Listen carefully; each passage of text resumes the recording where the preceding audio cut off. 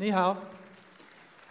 It's very good to be here. I'm excited to be here for three reasons.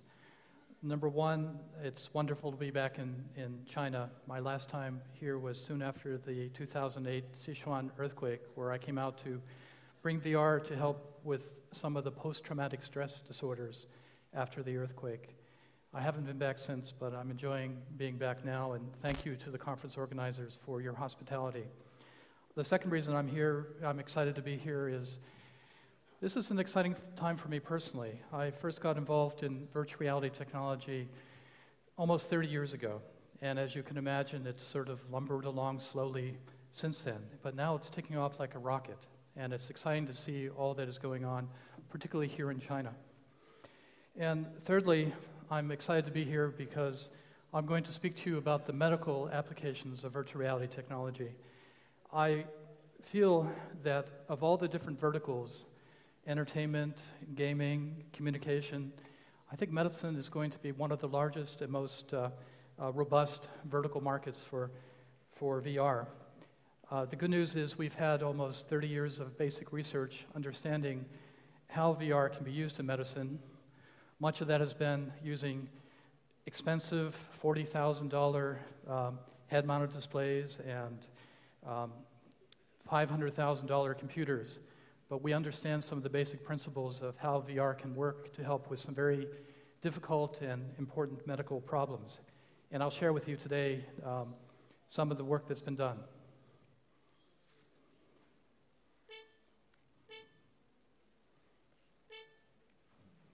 Okay. I think I need a different one of these. Okay, excellent. So I'm going to talk about how VR and AR will transform healthcare. When I think about what our children will face over the next 30 to 50 years, I worry about the usual issues such as political conflict, global warming, depletion of resources, but in particular I worry about the healthcare crisis.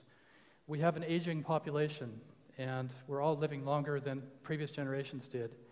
Unless we come up with new methods to help with healthier aging, we're going to have a big economic crisis in 10 or 20 years. For example, all we have to do is look at the demographics. We don't have to do any research. We just look at the numbers. And as people age, a higher and higher percentage of people are living to be in their 80s and 90s. And as we age, 2 out of every 7 of us will develop a neurodegenerative disease by the time we get to our 80s and 90s. It's just one example of how an aging population creates an economic burden.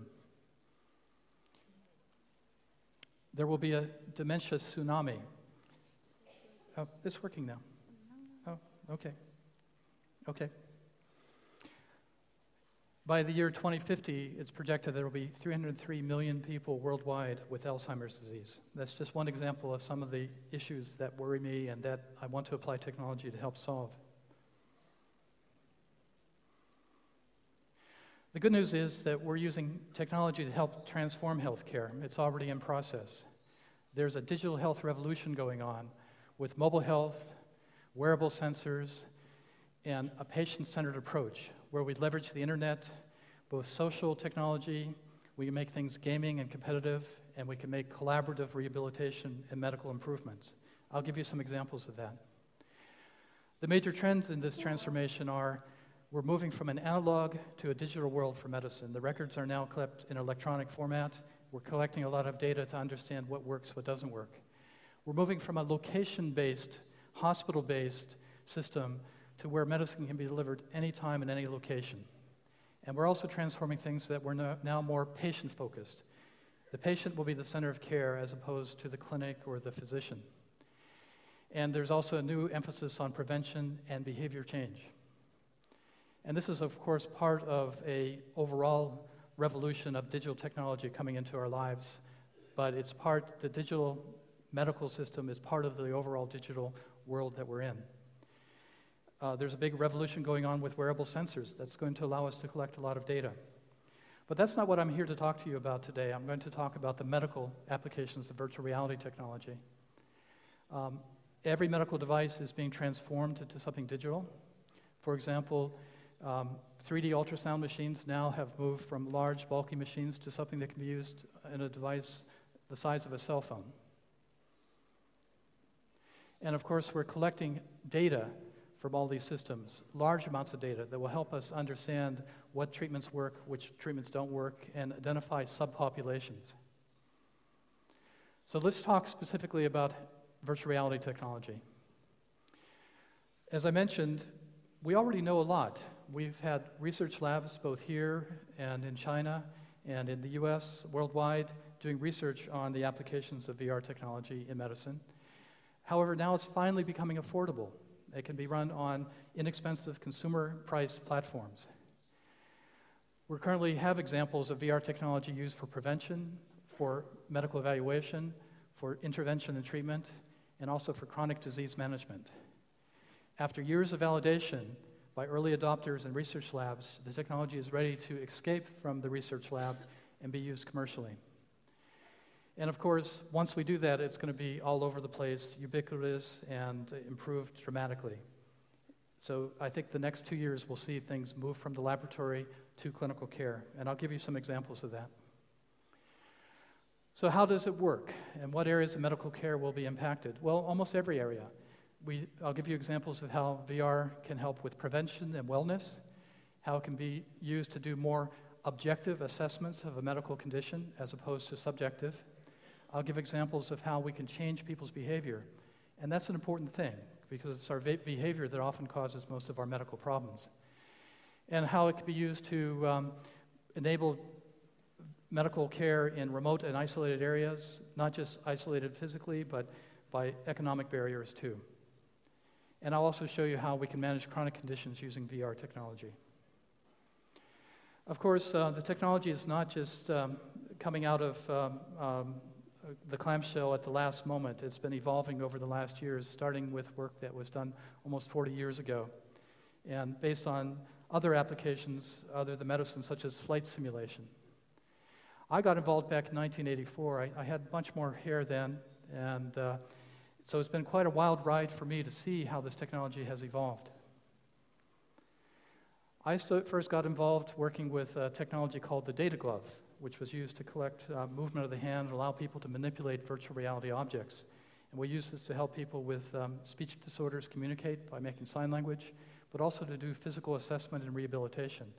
Of course, back then the computer technology was very expensive, and the head-mounted displays were so heavy that we had to counterbalance them with a brick in the back to keep the head from falling over forward. It's much better now, of course. This is the year that VR is escaping from not just the laboratory, but also from the technology development groups. And with so many groups and so many companies doing work with VR right now, it's just astonishing. What I'm excited about is it's not just the high-end systems that will be used, but also some of the low-cost VR systems that can run on Google Cardboard, for example, with a smartphone. This allows us to port the systems to the point of care, to reach people in their homes, in their workplaces, worldwide. It allows the clinician to observe what the patient is doing and to provide intervention at a distance. In this case, this is a system that's used to help treat fear of heights and fear of flying and other phobias. The clinicians can help the person without having to have them come into the clinic. So this is a telemedicine system for treatment of anxiety disorders. So again, we're going to see a big surge forward. There's a very long list of applications, and I'll try and go through it very briefly here. If you have any questions about the areas that I skip over very fast, please get in touch with me and I can go into greater detail. But I'll give you an overview of all the different vertical applications, and I will try and describe briefly examples of companies that are developing products in that area. And again, I want to emphasize, it's not just the technology that's new. We've been studying in our laboratories the heuristics, the protocols, and doing validation studies on what works, what doesn't work. So we already know where VR can be applied to medical problems. We've just been waiting for the technology to become affordable. So again, the overview is we can intervene with both health and wellness and prevention. We can train physicians and clinicians using VR systems to better train their work. We can do better measurements and assessments. And we have a whole montage of interventions that we can do using VR. Let me give you some examples. For post-traumatic stress disorder, this is a situation where the brain doesn't want to think about a painful event. Yet a clinician, if they want to help the patient who has been troubled by a traumatic experience, needs to be able to get the patient to think about it, to activate that part of the brain, the emotional response, so that they can learn skills to deal with it and move what is basically a reaction to a stimuli, a stress reaction, to make it more of a cognitive process that the person can think about in a relaxed manner. It's very hard to do that just using your imagination. The brain doesn't want to go to think about a painful event. But with a virtual environment, we can take them there gradually, evoke the memories, and if you want to change a brain process, you have to evoke the brain process. That's what we can do with the VR system. Another example is physical therapy and rehabilitation for a stroke or traumatic brain injury, for example. Here, we need to motivate the patient to do something that is sometimes painful physically, but also very boring, and you don't see progress. But with a virtual environment, we can make it more of a game or make it more of a group activity, and we can show people their progress. So we've had great results of helping people who have plateaued in their therapy. We put them in a virtual environment and we get improved function after years of being plateaued. VR has been applied to speech therapy and aphasias. We've used it to help with addictions, alcohol, substance abuse, nicotine, opiates. In this case, it's very similar to the paradigm that we use for post-traumatic stress disorder. In order to change a brain process like the response to an addiction, it's not enough just to change the person's chemistry and have them withdraw from whatever they're addicted to. We need to teach them situational confidence and refusal skills so that in a social situation, when a craving is evoked, they know how to manage it. And we can do that safely with a virtual environment by exposing them to a bar or peer pressure at a party and have them practice saying no. Learn to master the cravings that happen. Very difficult to do if you're just using your imagination, almost impossible. But if we use a virtual environment, research has shown that we can definitely help with addictions. A lot of progress in phobias, treating fear of heights, fear of flying, social phobia. A lot of work in treating obsessive-compulsive disorders. A lot of good work at looking at generalized anxiety disorder and stress management. The list goes on. There's been some great work down at UCLA looking at depression and how we can use virtual environments to help change that cognitive process. And again, it's something that unless you can activate the brain system, you can't teach people the skills, the cognitive skills to manage their mood disorder. But with a virtual environment, we can do that. There's a lot of work right now. I'd say there's probably 10, maybe 15 companies that are developing systems to use VR as a distraction from both acute and chronic pain. In this case, it's pretty obvious what we do. Instead of allowing a person to focus on their pain, we distract them. We distract them in a way that is engaging, takes them to another place. And it reduces, for example, in clinics where they treat burn trauma, they've been able to reduce the amount of narcotics and opiates that are used during the treatment process for anesthesia by almost 30% by using a VR system as a distraction.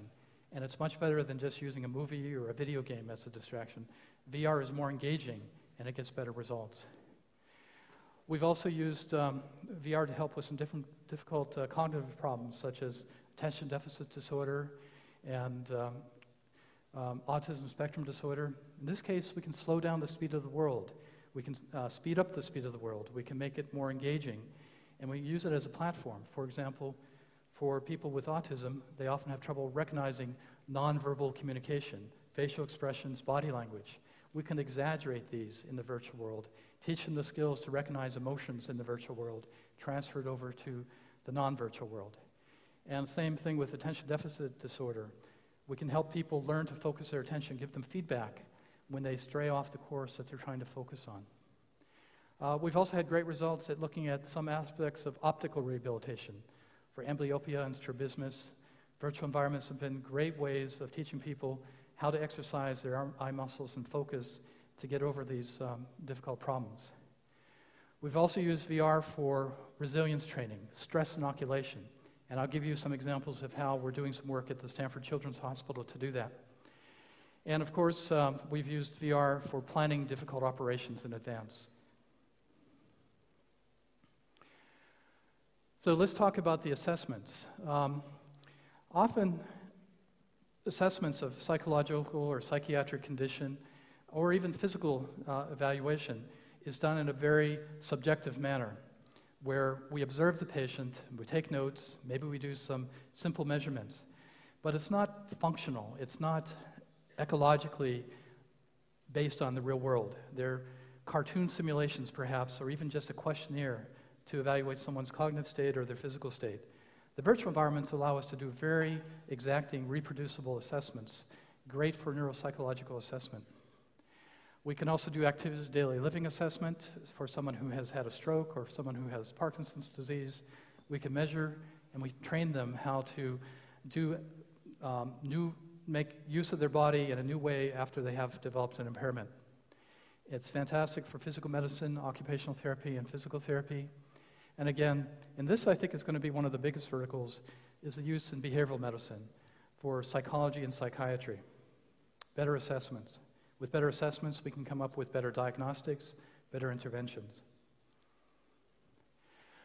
So we also use VR for clinical skill training, surgical skill training, interpersonal skill training, how to use equipment and tools, team training, how to respond to an emergency as a group or as an individual, and probably very unique, I'll show you an example of how we use VR to teach empathy, which is very important if you're working with the patient, that you understand maybe their situation. Maybe it's a situation you've never lived in yourself, but we can help with a virtual environment, train clinicians to have empathy for different subpopulations, different ethnic groups, people with different backgrounds. And then the list strays over to the preventive medicine, health and wellness. There's weight management, teaching people skills of how to exercise, how to manage their stress, how to address isolation of seniors and other people who might have a mobility disorder, grief counseling. I'm going through a very long list, but there are examples of how VR has been applied to everything on this list that I'm talking about, and I'll try and give you some specific examples. Here's some examples of how we're using VR for surgical training and simulation. Actually, this has been done for quite a long time. We just haven't called it virtual reality technology. For some reason, the medical community didn't like the term virtual reality 10 years ago, 15 years ago, when they were developing the surgical robotics and surgical simulators. So they called it surgical simulation, but it was basically virtual reality technology. And it's soon going to be part of the standard of training. Here's an example of how we use virtual reality to help with fear of flying. The patient wears the head-mount display. The clinician will gradually take the patient through the process of thinking about going to the airport. They'll see the tickets on the table in their kitchen. They'll get out into a taxi and go to the airport. They'll go through the experience. All along the while, the clinician is helping the patient manage their stress and cognitively think about the process. And again, they're taking what is normally a fear response to these clues, these thoughts about going to the airport, something they're terrified of, and they're teaching them how to manage that experience. Something you can't do effectively if you're just using your imagination.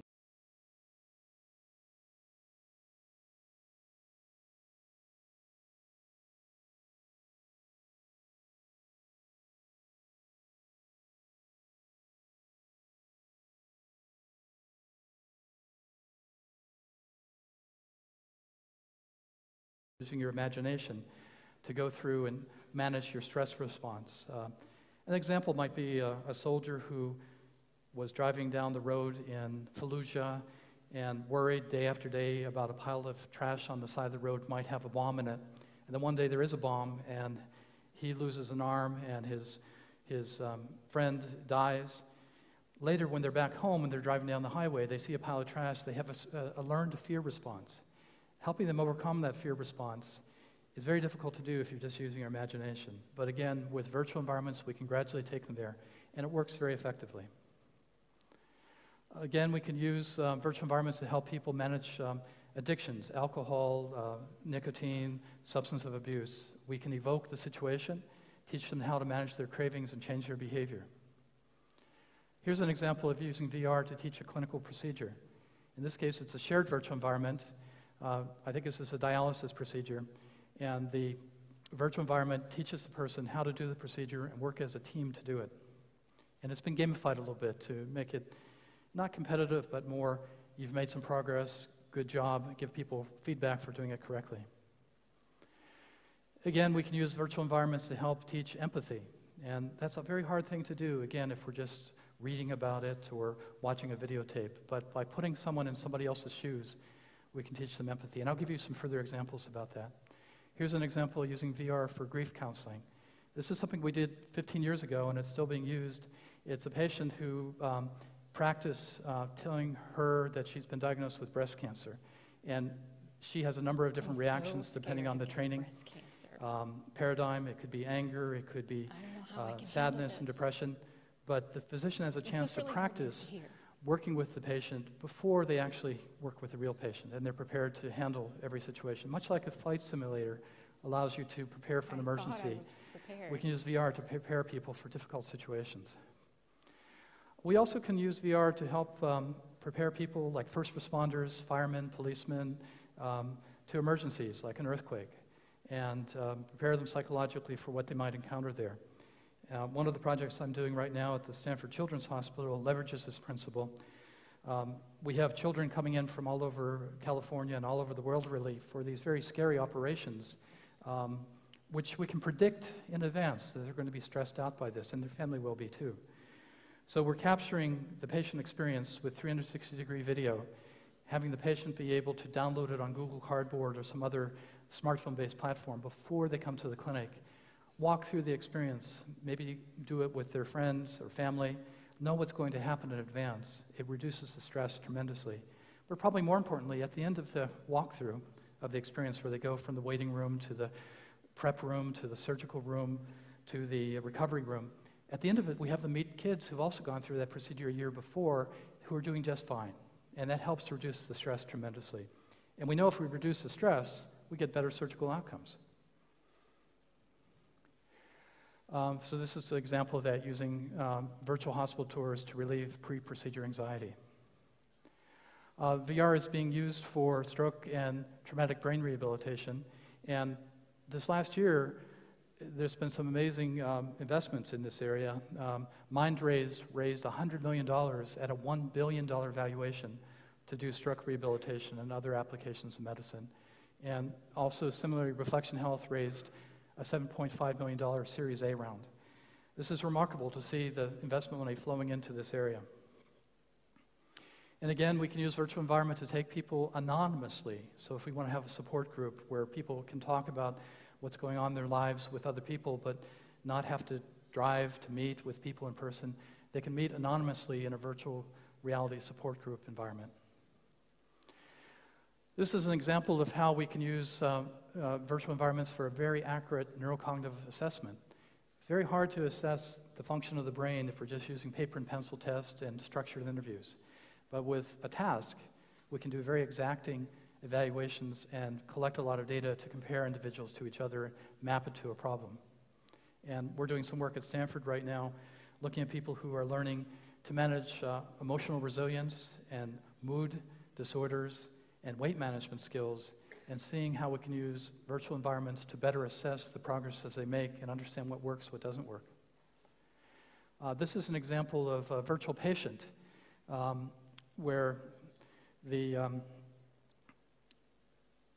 computer gives the clinician extra information about facial expressions, body language, and has an AI system behind it to talk to the patient about their problems.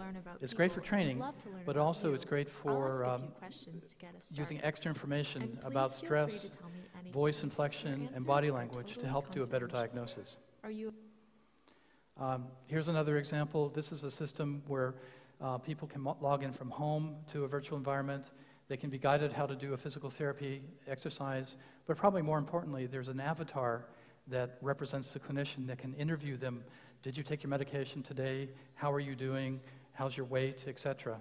So this is a much better way than just having people submit a form anonymously or by phone.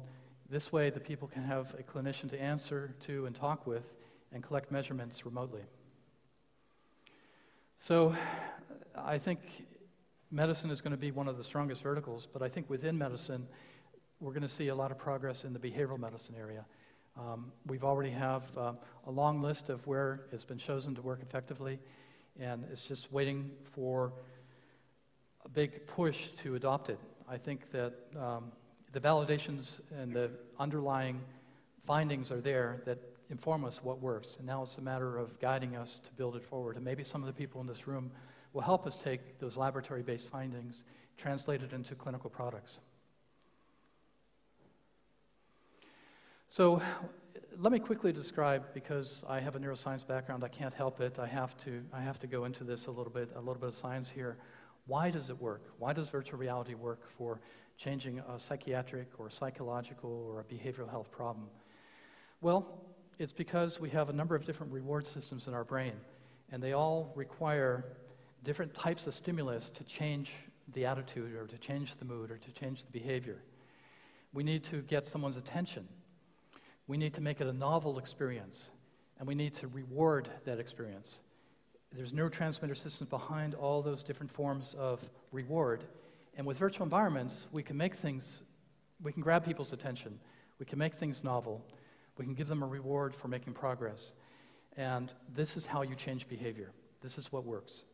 And just using talking or imaginative therapy doesn't activate those systems, but VR systems do. So in psychiatry and psychology, it's a very powerful tool.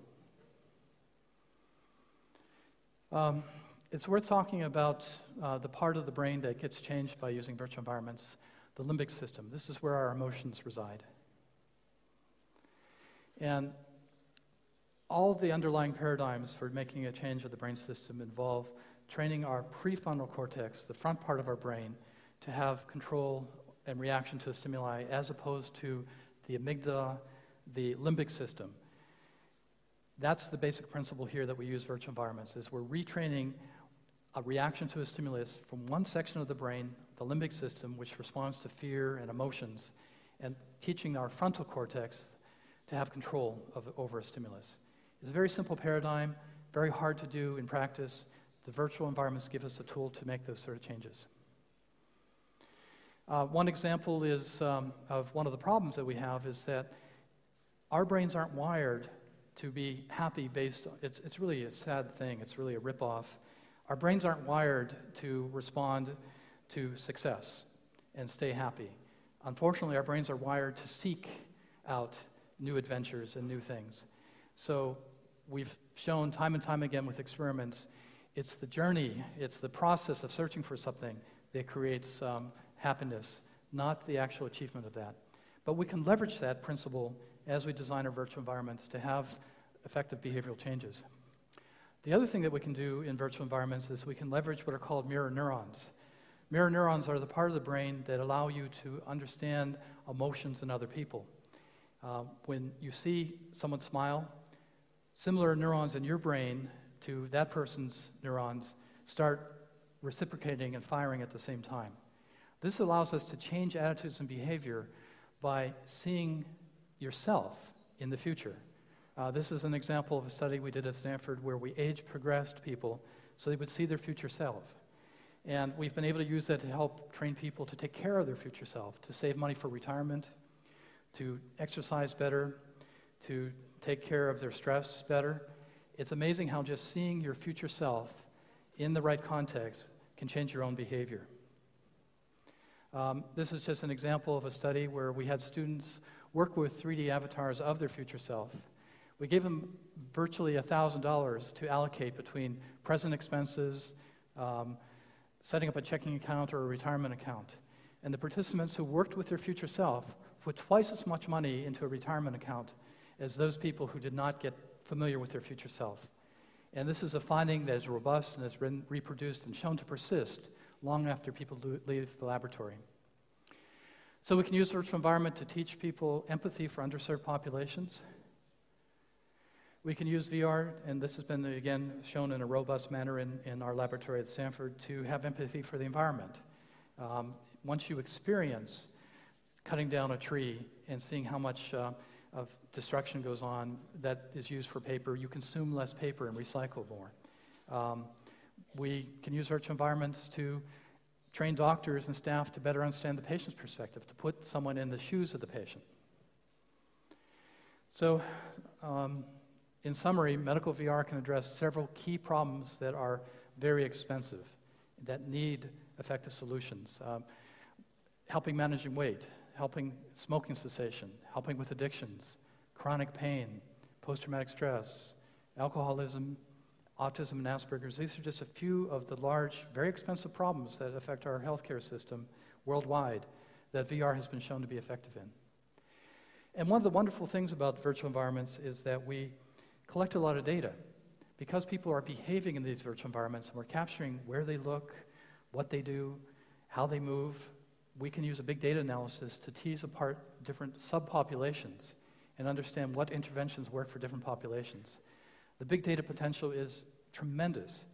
Even just a simple app that can be used on a smartphone to teach relaxation skills, if we collect data about what environments work, what schemas work, what protocols work, from 100,000 people, 200,000 people, very rapidly we get the data to help us refine what works, do it better. And I want to talk a little bit about one of my favorite areas. For a year, I was in Stanford as a center on aging called the Center on Longevity, because we study the whole life cycle, not just the terminal end. And I was in charge of the mind division, and it made me very conscious of the problems we all are going to experience as we age. The bad news is, starting around age 18, our brain speed starts slowing down. It takes longer to retrieve words and process information. The good news is, as we age, we get better at integrating information, bringing in information and synthesizing it, and making better, wiser decisions. But cognitive aging is a big issue, again, with an aging population. So I'm particularly interested in how VR can help with cognitive aging and mild cognitive impairment.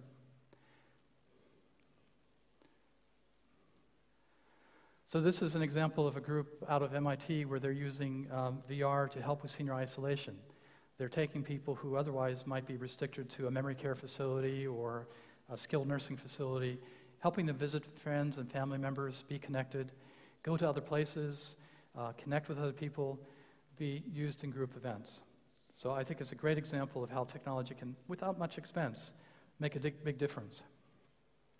And it doesn't have to be a head-mounted display. We can use virtual environments to be sort of in a dome environment or some other environment where you don't have to wear something and still have an interactive 3D experience. So let me summarize. Right now, current technologies are founded in more than 30 years worth of basic research, and they're just waiting for some of the entrepreneurs in this room to leverage those findings and turn them into clinical products. It's only really been recently that we've been in a position to migrate them from the research laboratory out to clinical care and health and wellness because of the price barrier. But we can do it now that VR is becoming affordable.